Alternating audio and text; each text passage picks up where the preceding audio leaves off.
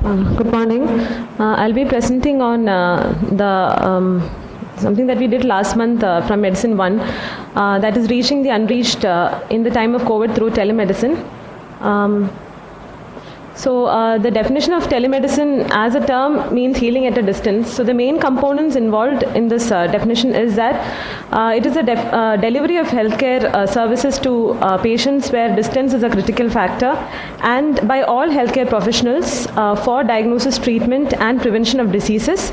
It can also be used for research and evaluation, and also for education of healthcare providers. So the purpose is to provide clinical support to overcome geographical barriers, and there was use of various type of information and communication technologies, and the overall goal was to improve health outcomes. So telemedicine in its modern form started in the 1960s, but in India it came after 2000s, when ISRO and other state governments played a role to bring about links between rural areas and major hospitals in the cities. Now, what are the modes of communication? Text, video, audio are the main modes that we are using now. Text meaning SMSs, emails, fax, videos, Zoom, Skype, and telephonic conversations. And there are two types of communication, that is synchronous and asynchronous. Synchronous or real time, that is what we do, like video and audio calls. Asynchronous is emails, which is not real time. So with the advent of COVID-19, telemedicine has come into a new light of relevance. So basically it was started in China. The physicians in China started using this modality, and CDC and WHO also took up to advocating this, and then it was our MCI also set standards for use of telemedicine for registered medical practitioners. As a unit, we realized that the necessity was a mother of invention, and if the patient could not come to us, we had to find ways to access them. So the various difficulties that we had encountered was one was because of lockdown restrictions, the patients could not come to the OPD, and the patients who were discharged with grave illness, we could not follow them up, and many chronic disease follow-up was also lost. And what about the long-term medications? How do they get the medications? So the solutions were we had to access them through telemedicine approaches, and follow-up of discharged patients and chronic patients through telephonic conversations, and for the long-term medications, if we could dispatch medications to them. So the various avenues that we took was, one was teleconsultation via Zoom, where we mainly saw the repeat patients, and then we also phoned up patients, that is the patients who were discharged in the last 3 months, we phoned them up, and also patients, elderly people with chronic diseases, we followed them up via telephonic conversations and email correspondence.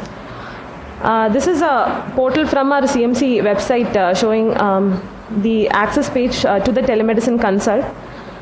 So the process that was involved was, we first had an orientation session for the entire team, including the consultants, postgraduates and interns.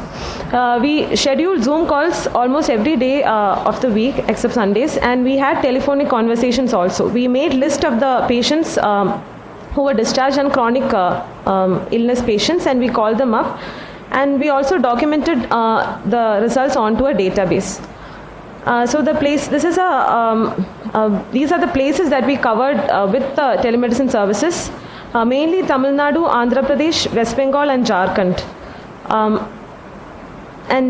This is a snippet from the database of our teleconsultations. Over the past 2 weeks, we had about 20 teleconsultations via Zoom. And this is one profile of the patient. One particular fulfilling experience was that there was one gentleman from Jharkhand, one 41-year-old man, who had run out on Vonavir. He had only 1 week worth of medicines.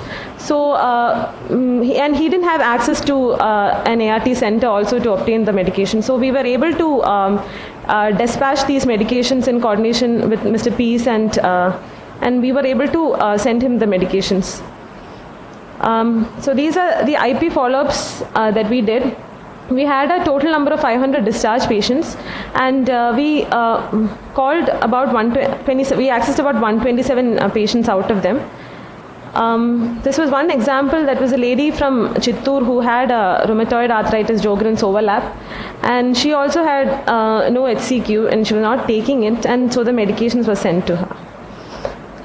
This is our outpatient services in the from last March 24th to April 24th. Though we had a number of 1,843 registrations, only about 32% out of them could make it to the OPD. So through telemedicine, that is, we called them up on telephonic basis, and we could access another 234 patients, which was helpful for them. So this was, we accessed 234 patients via phone, and we were able to provide medications to at least a small bit of them. So these were the distribution of diseases that we saw from our, this was the spectrum of illness, chronic illness that we saw in our telephonic conversation. And yeah, so we had one gentleman who had diabetes mellitus, hypertension, and he was not taking his medications for a month, and we were able to send him medications. And we also addressed emails, 49 emails, and 4 people were provided medications. So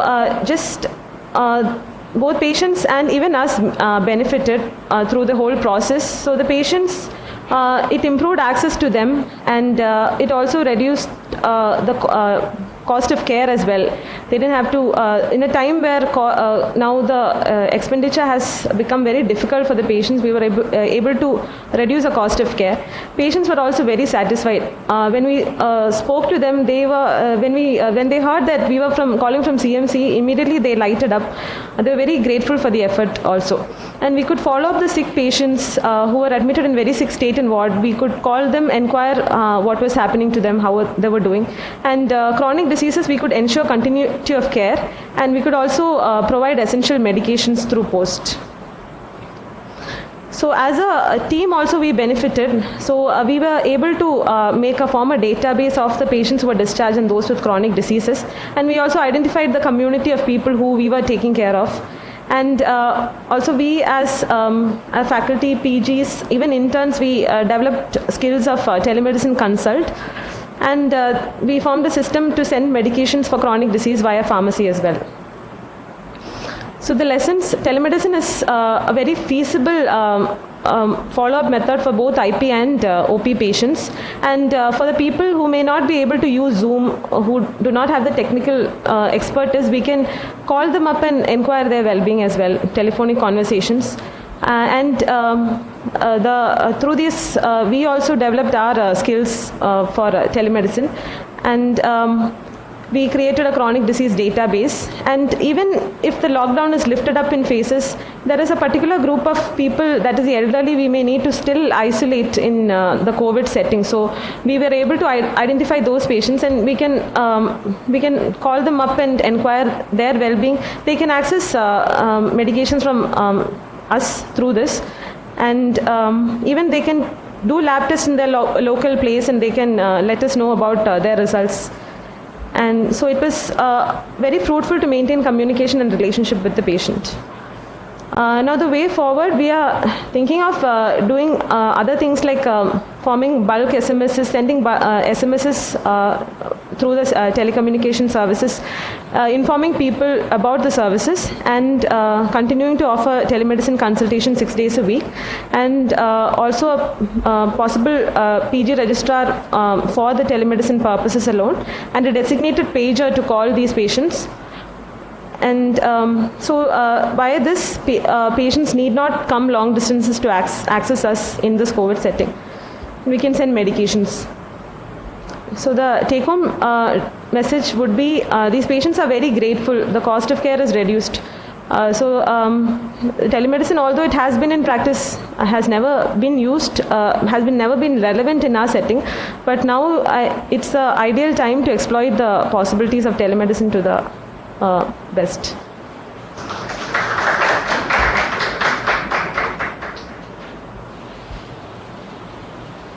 Any comments, questions? So actually, our whole team was involved, but Mohan spearheaded it, so I'm going to ask him to make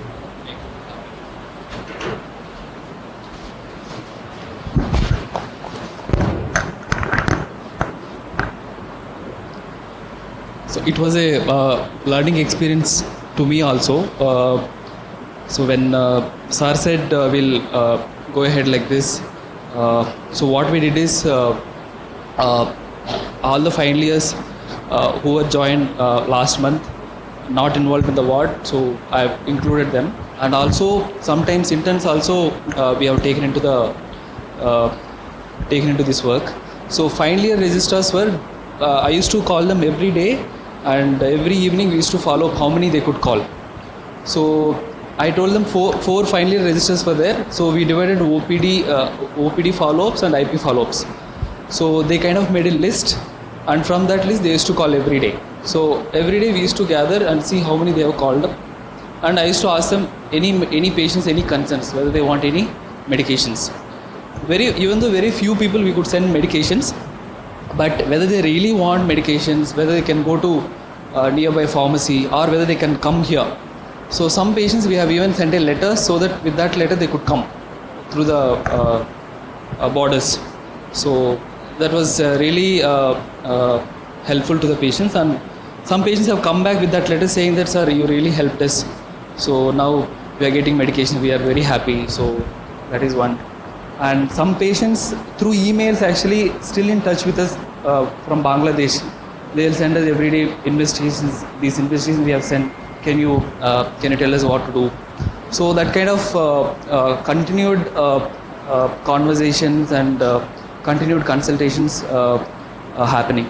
And apart from this calling and email responses, this tele-video consultation in the telemedicine department, this is a new thing which we have never done.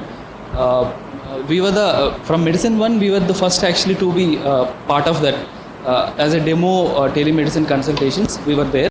After that, when it became full-fledged, every day we thought we will offer our services. So we allowed telemedicine department to book appointments for Medicine One. So on a range, sometimes only one patient, maximum 5 to 6 patients on a day. So overall, I think not the 20, almost like 30 to 40 so far we have covered.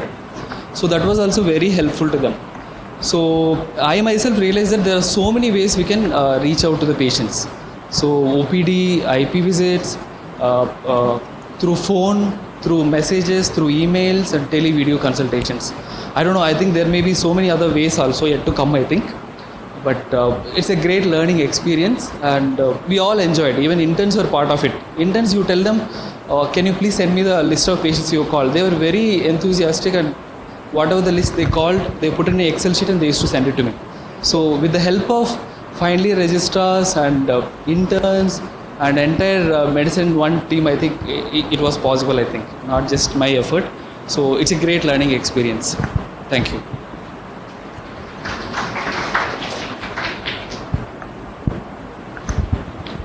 Any other comments?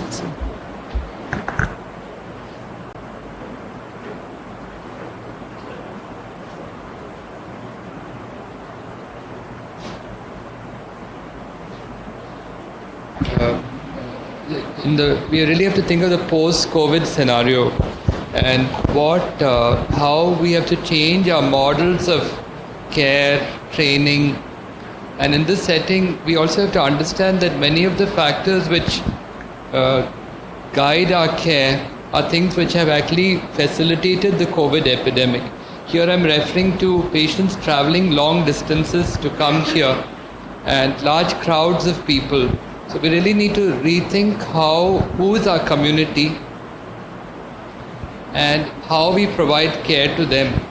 So for us, definitely we never knew who our community was. We always say, okay, Bengalis or local people or people from the neighboring districts. For the first time, we had to search out and find out who our patients are. So the epidemic, our scarcity of patients, our understanding that people are not able to come to see us forced us to push very hard to see, what areas that we can focus on to look at the scenario 3 months or 6 months down the line. Will we have less patients? If so, how do we access, and particularly the poorer patients who will find it difficult in the economic situation with no money to provide good care?